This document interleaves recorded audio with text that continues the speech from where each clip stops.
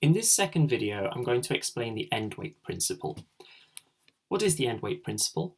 Well, it's best to see this first through a couple of examples. Read these two sentences and decide which one is easier to read.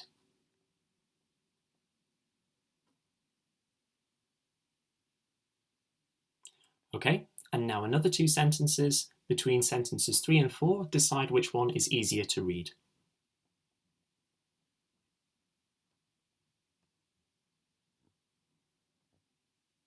Alright, if you're like most people, you'll probably have found 2 and 4 easier to read than 1 and 3.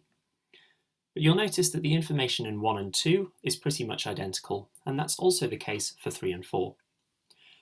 So what's going on? Well, to understand this, we first need to look at how a sentence is built. A sentence is built from a subject, followed by a verb, and then an optional predicate, for example, an object. It might look like this. The researchers conducted a study. We can expand the subject by including more information. For example, researchers at the University of Sussex conducted a study.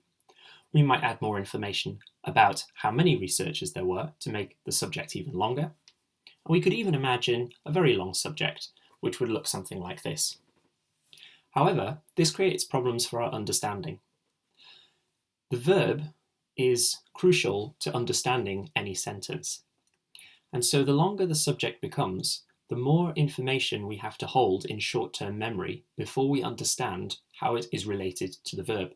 In this case, there is a lot of information to hold in short-term memory, all the information highlighted in green. There's a second reason why this is problematic.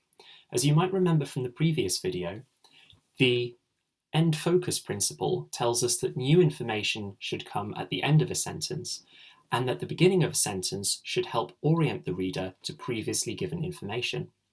But in this case, because the subject is so long, it's very difficult to tell which part of this is orienting us to previous information.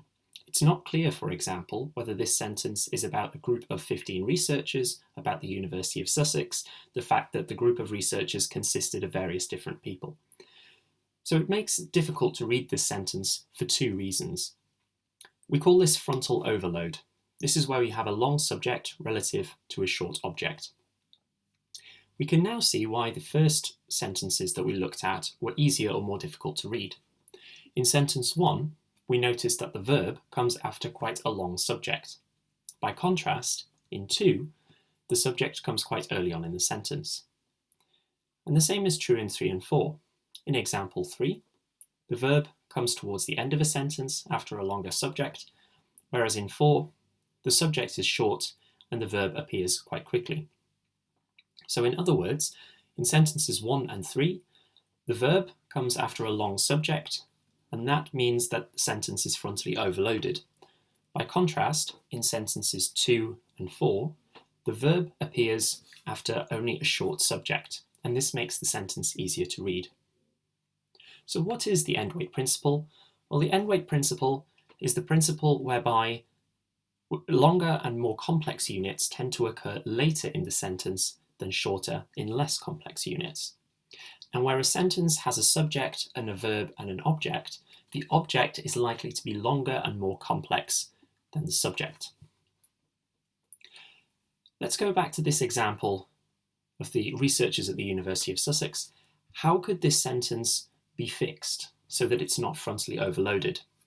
Well, one solution is simply to change the sequence of information to focus on study.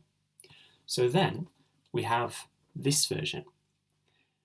Now, a study is the given information, the old information, that allows us to have a relatively short subject, and now all of the information at the end of the sentence becomes new information.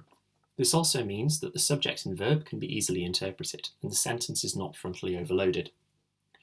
Another way we could change this is by dividing the sentences.